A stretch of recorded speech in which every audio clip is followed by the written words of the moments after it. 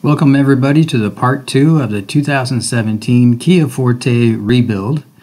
In this video, I'm primarily working on painting of the bumper, hood, and wheels. So let's get into it. The 3M Ultrafine scuff pad can be found on Amazon for about $10. Along with any physical cleaning, you always want to do a chemical clean. Here I'm using Rust-Oleum wax and tar remover. This can be found on Amazon as well.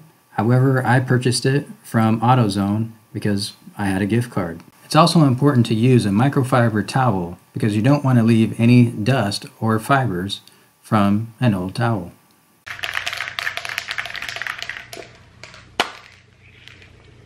Alright, here it goes. So we're spraying black on black, and I'm hoping we're not going to need too much of this.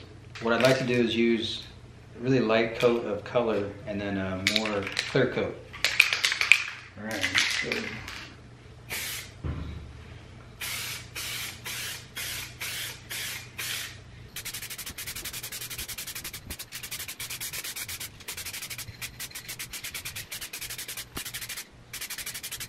Paint seems to be coming out pretty fast, kind of splattering too.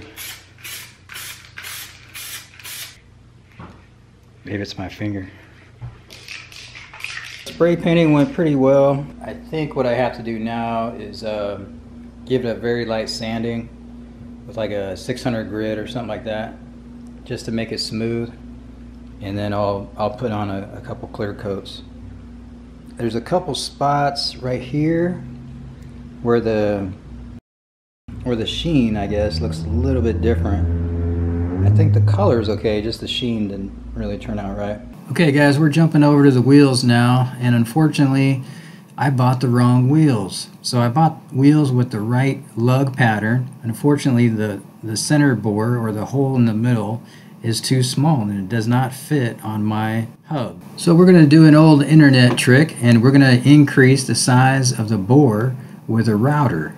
And it's a little controversial because if the bore is not perfectly round, it can affect your balance when you go to balance your wheels in the future. So if you're going to attempt this, go slow and make sure your center bore is as round and smooth as possible so it won't affect your balance in the future. You can see here how the bearing is on the outside of my router bit.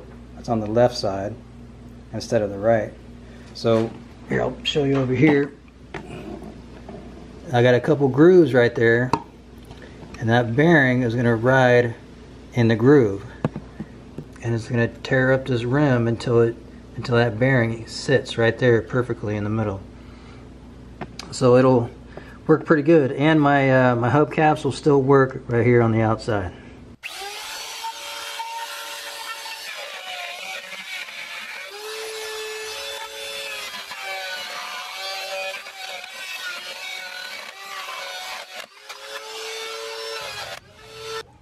And that's how it's done, guys. So I might go through a couple more times and make it smoother, or maybe just a little bit bigger, but it's pretty simple. This wheel was done in about 5 minutes. Alright, here's the first look with the wheel, and it's looking pretty good. So here's the gap I was telling you about. You can see the hub and the gap between the hub and the wheel. It's looking like the gap is a little bit too small though, so I'm going to go back and give it a little more time with the router. Alright, we're all set. We got 4 wheels completed. We increased the bore on the center of the wheels. We got a huge pile of aluminum for the scrap bin. And one thing I want to tell you guys real quick is that these wheels and tires, the steel wheels, are so much lighter than my aluminum ones. So we always like to think that you know, aluminum is better. You know, the only way that they're better is in style. But you know, for practicality and for weight and fuel economy, these steel wheels are everything that you need. But you know, of course, I'm trying to flip this car and I want it to look good, so I got to put on some aluminum ones.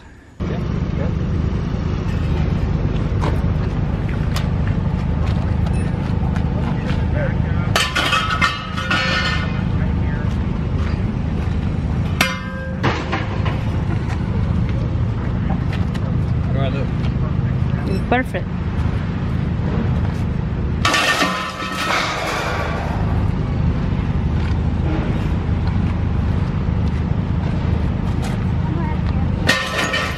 I separated the wheels from the tires. Actually, Walmart did it.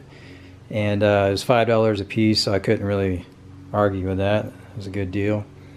And I got 2 of the wheels being repaired at a welding shop. They're just going to fill in a nicked area. And I don't even care what condition they give it back to me. I can Dremel it or sand it, whatever. So I got the tires off, and I'm in the middle of a brake job right now. I got the pads here, and I'm getting ready to put them on, but I wanted to show my son how to do that. So, alright, this is looking a lot better. I have my mask on, so I hope you can hear me okay. So I went back to my electric sander to take off the black appliance epoxy, and that was really good. It looks so much better because I used the sander.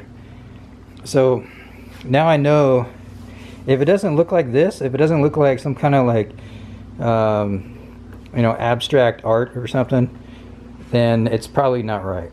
But the electric sander went right to it. So all I did was I rubbed it back and forth, let it do the work, and it found 2 high spots, and it definitely feels a lot better. There's no way I could have duplicated that with my hand. I kept second guessing myself about where it was and everything.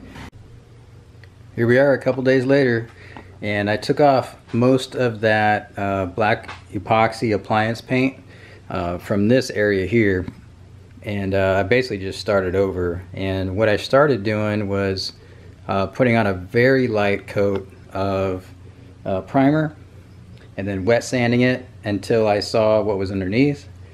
And then I didn't go too deep, and basically I'm just letting it fill the cracks and crevices. Wet sand it, spray, wet sand it, spray.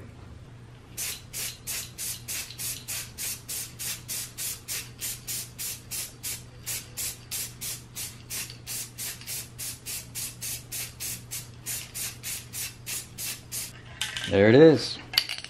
So we're gonna let that dry for about an hour.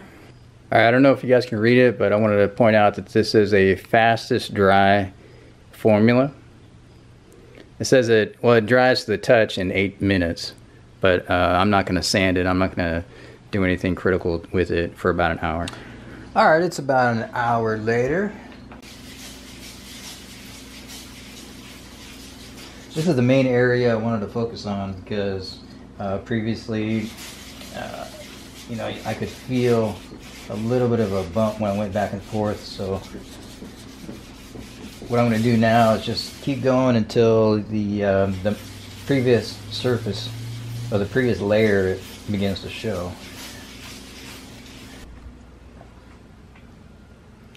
Here's the center caps for my wheels. As you can see, the center caps were originally for Acura. And so I filled them in with epoxy. Actually, originally it was the JB Weld plastic bonder, and I ran out of that, and then I started using this just regular old epoxy. There's a couple spots that I need to fill in, so I'm going to mix up a little bit more epoxy, fill in these spots, and give it another sanding, and then after this I'll paint them up, and these will be ready to be installed on the wheels. Alright, I got the wheels back today. I had 2 of them out for repair, and this is one spot here where it was repaired. So I didn't want them to charge me too much, so I'm going to go ahead and use an angle grinder and grind that off, sand it and everything else. And then I'm going to sand all this down, degrease it, and repaint it. So here's the other one that was repaired.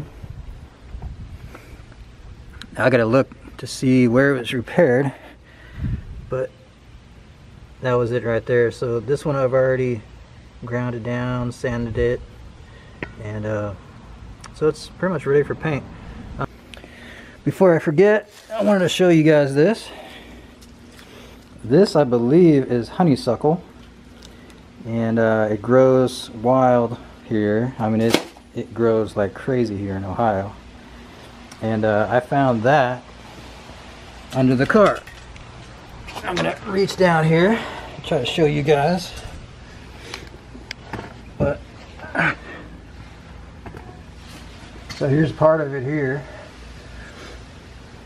The front of it goes way up there by the resonator, and then it ends up way back here, and I've already taken half of it out, and I can't take any more out without cutting it, so I'm gonna have to cut it here and then try to pull it out from both directions.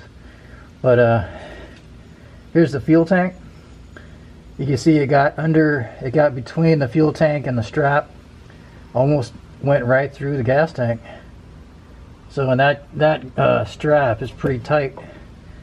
But yeah, so this guy ran over, looks like a honeysuckle plant, and that was you know, the damage. So, and you know, part of it got lodged underneath the car. Pretty crazy. You never know what you see with these salvage cars. All right, we're working on the wheels now. So here's the primer I'm using, just store-bought stuff. And then I found this on Amazon. It had really good reviews. Trying to get it focused. There we go. So the cap kind of indicates like a gray color. I still have my mask on, by the way. But here's how it turned out. It turned out really good. As it, like, once it started spraying, I was really impressed. It's really like, not like, I wouldn't say glittery, but it has a nice shine to it. And the sprayer was really nice. See, this one does, yeah, this one has a repair. Not sure if you can see it, but this area right here is the area that was welded and resurfaced. And then with the paint, I think it looks all right. I haven't showed the car in a while, but here it is. It doesn't look like much. Check out this bumper. I sprayed it last night. Man, it looks so good. Okay, show you guys a little bit of orange peel there. So I sprayed this in my garage. There might be a little, you know, a couple little spots where there's some dust and everything, but man, that's pretty good for a garage spray, right? So, all right, next thing I want to show you guys is the car overall. So I still got to spray the hood. I'm waiting for more paint because I had a couple bad spots on the hood, and I'm going to redo those. And oh, here's the clear coat. I think I already showed you guys this, but it's the 2K clear, and has really good results. So you break the two part on the bottom, and then you spray it on the top. Came out really good. And I got the wheels on there. These are made by Inky, and they're originally Acura wheels. So I think it really brightens up the car, makes it more sporty. So it's really coming together now. Oh, the cheapest place to balance them I found was at Costco. Even on the base, even if I pretty much did it myself, it would have came to about $40. And then I went to Walmart. They wanted $12 per tire. So then I went to Costco, and then they wanted $25 for all four, and that would have included rotating the tires and doing something with the TMS, or TPMS. But I just had the tires in the back of my other car, so the only thing I had done was just the balancing for $25. All right, so today I'm going to put all the pieces on the bumper. I'm going to put the grills, the center grills and everything back on, and these little trim pieces and all that stuff, and hopefully get the bumper on. And so I'll probably leave the paper there until I paint.